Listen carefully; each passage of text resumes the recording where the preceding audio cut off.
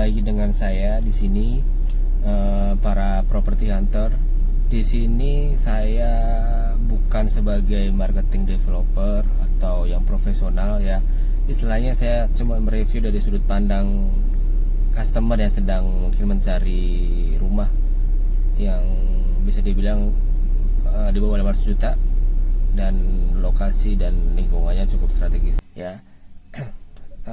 Jadi untuk yang sepeda lipat nanti mungkin di hold dulu ya, karena memang lagi musim hujan. Jadi ya sambil kita lihat-lihat rumah lah ya, sambil sharing. Jadi kalau kalian yang bertanya ini harganya berapa, kemudian cicilannya berapa, ya saya selaku customer yang biasa sih tidak terlalu paham ya. Jadi konten ini dimaksudkan agar kalian tahu bahwa di sini ada perumahan yang cukup oke, kemudian alamatnya di sini, silakan kalian datang ke marketing office-nya sendiri, kemudian sekalian tanya-tanya untuk harga, cicilan dan sebagainya ya. Jadi hanya menginformasikan bahwa secara visual bahwa di sini ada perumahan. Nah, kali ini saya akan mereview tentang perumahan di Parung Panjang. Kenapa Parung Panjang lagi? Karena saya pikir untuk prospek beberapa tahun ke depan Parung Panjang prospeknya cukup bagus. Pertama, karena akses keretanya gampang. KRL sekarang sudah sampai dengan Rangkas, dari Tanah Abang sampai ke Serpong, Parung Panjang, Cisauk, Maja, Cilejit, Cicayur, bahkan sampai ke Tiga Raksa, Rangkas itu sudah ada untuk keretanya sudah ada. Kemudian tol Balaraja Serpong juga sudah on progress, sudah hampir jadi. Nantinya bagi yang naik kendaraan pribadi, mobil juga bisa turun di exit tol Balaraja dekat dengan Parung Panjang juga. Kemudian yang kedua, kenapa? Karena kawasannya bebas banjir ya. Jadi di kawasan Parung Panjang sampai saat ini sih nggak pernah ada berita banjir segala macam. Jadi bebas banjir. Kemudian masih banyak klaster-klaster yang menurut saya sih terjangkau, nggak terlalu mahal. Kalau kita nyari di daerah BSD memang pasti harganya tinggi, kemudian sudah padat di sana. Jadi ya sekarang pembangunannya mulai mengarah ke Parung Panjang. Kemudian selanjutnya adalah developer. Developer itu menurut saya sih cukup berpengaruh, karena kalau kita mendapatkan developer yang bonafit, pasti tingkat resiko yang kita nanti hadapin setelah kita akad itu akan lebih sedikit. Contohnya kemarin ada di daerah sini ada developer Hansen Land yang tersandung masalah jiwasraya segala macam. Ternyata emang tidak cukup berpengaruh. Jadi sekarang masih berdiri untuk perumahan-perumahan yang di bawah naungannya masih berdiri, karena take off-nya juga cukup oke. Jadi mereka sudah memperhitungkan untuk manajemen resikonya. Nah, di sini juga banyak developer yang oke. Ada BSA Land, ada Sampurna Property, kemudian ada Sinarmas Land segala macam. Jadi developernya cukup bonafit lah ya, gitu. Oke, itu aja. Sebelum kalian menyaksikan review rumah di daerah Parung Panjang, silahkan di like, di share, dan di subscribe agar semuanya tahu bahwa memang ada perumahan yang keren di daerah sini. Oke, itu aja. Let's go.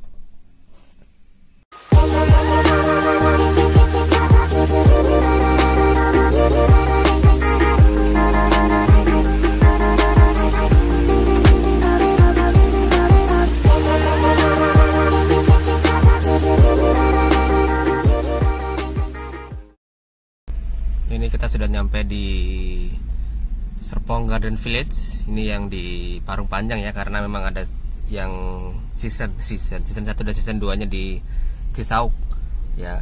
Kalau Serpong kalian pernah lihat atau dengar Serpong Garden Cisauk, itu memang ada yang pembangunan 1 dan pembangunan keduanya, karena memang di situ memang sudah padat sekali di Cisauk dan sudah beberapa banyak fasilitas umum yang keren-keren kayak Mall Ion, kemudian ada kampus Ahmad Jaya. Dan di Parung Panjang ini mungkin nanti 10 tahun ke depan juga akan dibangun mall, mungkin insya Allah. Kemudian akan dibangun fasilitas umum yang memadai, karena memang lokasinya cukup bagus untuk kedepannya. Karena ini kalau kalian ke Parung Panjang lihat the river, lurus aja nanti kalau sebelah kiri itu ada Central Land, ada Millennium City, kemudian ada Forest Hill.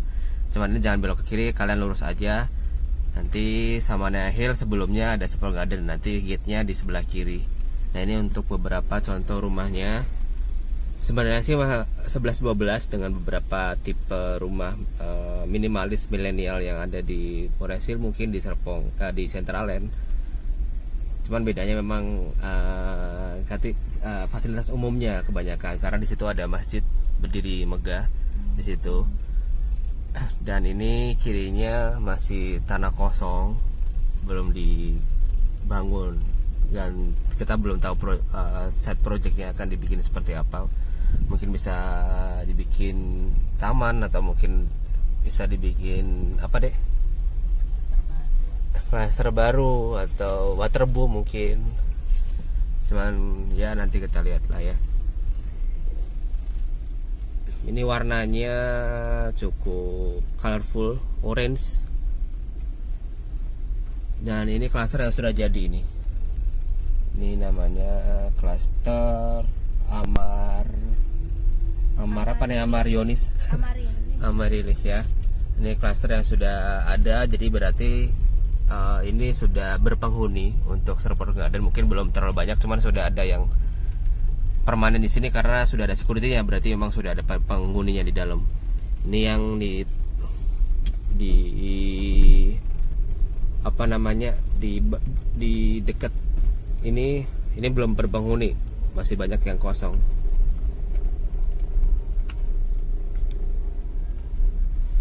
Nah ini banyak sekali batu-batu, masih belum rapi ya kelihatannya.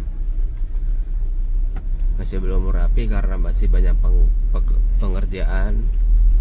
Truk juga masih ada, dan sepi sih. Ini kita yang di belakang kita nggak ada sama sekali yang masuk. Mungkin sudah pada tahu atau sebelumnya pernah lihat di sini. Kalau bedanya dengan Serpong Garden 1 dan 2 di Cisauk memang sangat berbeda, karena di sana memang crowdnya sudah terbentuk, ruko-rukonya sudah rame. Ya sudah hidup lah ya. Kalau yang di sini memang belum terlalu hidup. Ini masjidnya yang di dalam itu Masjid As-Salam. Ini cukup enak buat beribadah, karena kalau di sini, daerah sini memang anti banjir ya. Jadi kalau bagi kalian yang pengen cari properti yang memang anti banjir di sini, kalau malam dingin banget. Kalau untuk yang di siang ya memang kalau nggak ada kanopi atau segala macam cukup panas di sini. Ini ada bentuk-bentuk buah ya, nanas, manggis, kemudian pisang. Ini nggak tahu nih. Ini taman, sebenarnya taman yang cukup ikonik nanti mungkin. Ini ada nanas madu. Ya mudah-mudahan nanti kedepannya tidak terbengkalai, jadi masih bisa kita nikmatin. Ini baru dibangun untuk gate masuknya. Nggak tahu nih ini masuk untuk klasternya atau apa. Sepertinya sih klasternya yang, cuman ini jalan utama sih, harusnya sih bukan klaster ya.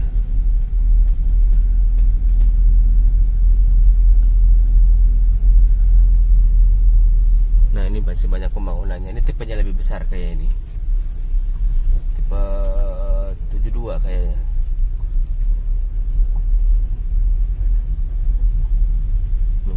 Ini udah mulai menyempit, berarti bertanda ini udah mulai di ujung. Ini untuk sub klasternya ada di sebelah kiri. Dan ini untuk jalan utamanya agak sempit, jadi memang tidak bisa, ya memang nggak selebar yang perumahan-perumahan sebelumnya. Jadi ini memang agak sempit. Oh ini show unitnya, coba nanti kita akan lihat ya. Mudah-mudahan sih bisa kebuka pintunya ya. Coba kita parkir dulu.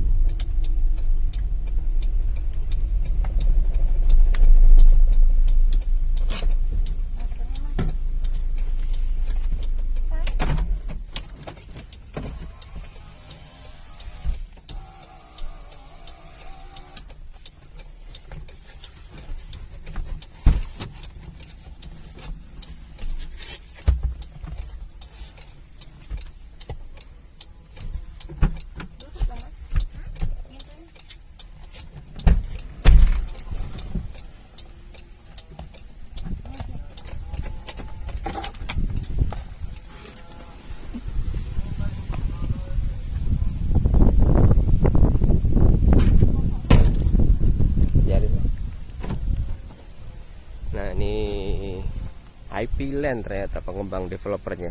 Jadi saya ada, oh ini bunganya bagus sekali, ini warna ungu. Bunga apa ini?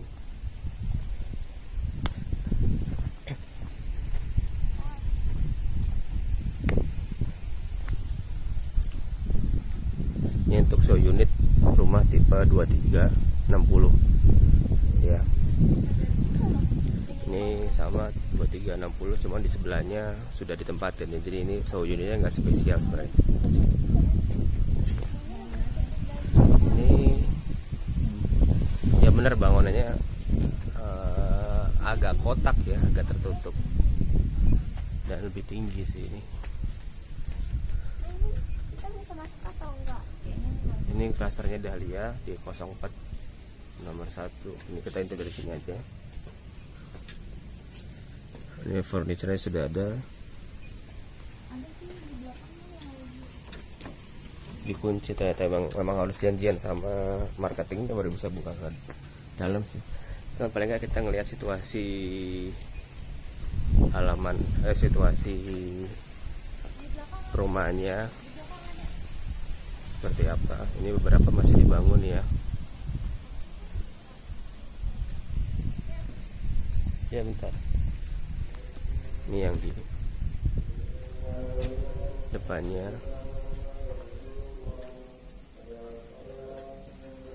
Oh, sama sepertinya, dikunci juga. Memang harus diajar sama sales marketingnya. Cuman dari sini sih kelihatan memang agak konsepnya sih, backyardnya memang agak kaki ke sampingnya, lebarnya agak tinggi karena emang 60. Jadi tipenya 60, cuma dia agak tinggi. Jadi saya pikir tadi tipenya 72, ternyata 60. Sebenarnya luas bangunannya juga terlalu lebar, cuman dia tinggi, jadi nggak terlalu kelihatan sempit dari luar. Padahal di dalamnya juga sama 60 juga.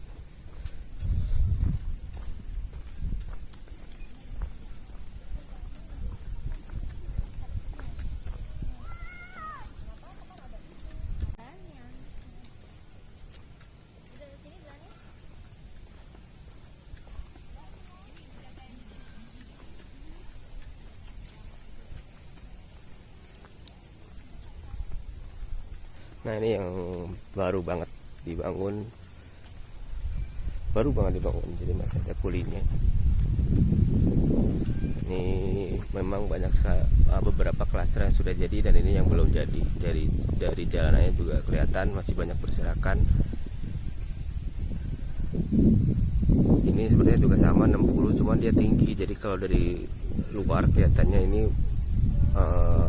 nggak terlalu sempit, padahal di dalamnya juga sempit sih. Maksudnya nggak terlalu lebar gitu. Kalau sempit mah relatif ya. Ini dari sini nih, dari sini aja kelihatan nih. Oh, kenapa dari jendela ya? Di situ aja kebuka ya. Coba kita lihat ya, kita intip.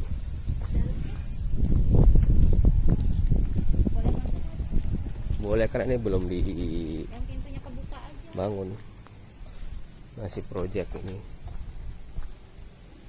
Ini kita akan lihat di dalamnya. Paling tidak kita tahu untuk luas layout dalamnya seperti apa. Ini kamarnya cuma satu, kamar satu. Ini untuk yang di dapurnya, ruang terbukanya. Oh, ini dapurnya belakangnya memang agak melebar, dan toiletnya ini project untuk toiletnya. Jadi toiletnya di belakang,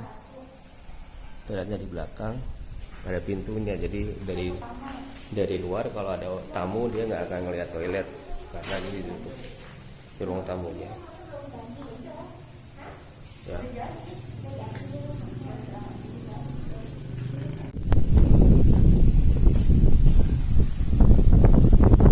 Ya, jadi itu untuk review yang di rumah Serpong Garden. Memang sepertinya masih agak lama ini terbentuk klaster dan terbentuk crowdnya karena beberapa klaster memang baru banget dibangun. Di depan tadi juga hanya satu klaster yang sudah dihuni. Dan bagi kalian yang pengen mampir-mampir boleh mampir aja di Serpong Garden Parung Panjang, karena ini bisa masuk kalau kalian cuma melihat doang, melihat suasana lingkungannya, kemudian mungkin lihat tipe rumahnya, ada show unitnya. Memang harus janjian sama marketing di depan, cuman tadi saya memang nggak janjian jadi nggak bisa lihat di dalam propertinya. Gitu aja dari saya. Ini sebenarnya sih review bukan dari marketing profesional ya, ini dari sudut pandang customer yang sedang ingin mencari rumah. Jadi ya banyak sekali kekurangannya, cuman paling tidak kalian sudah tahu visual dari beberapa perumahan yang kita lihat ya. Jadi mudah-mudahan bermanfaat. Jadi kalau bagi properti hunter yang pengen investasi properti di daerah Serpong dan sekitarnya, boleh silakan.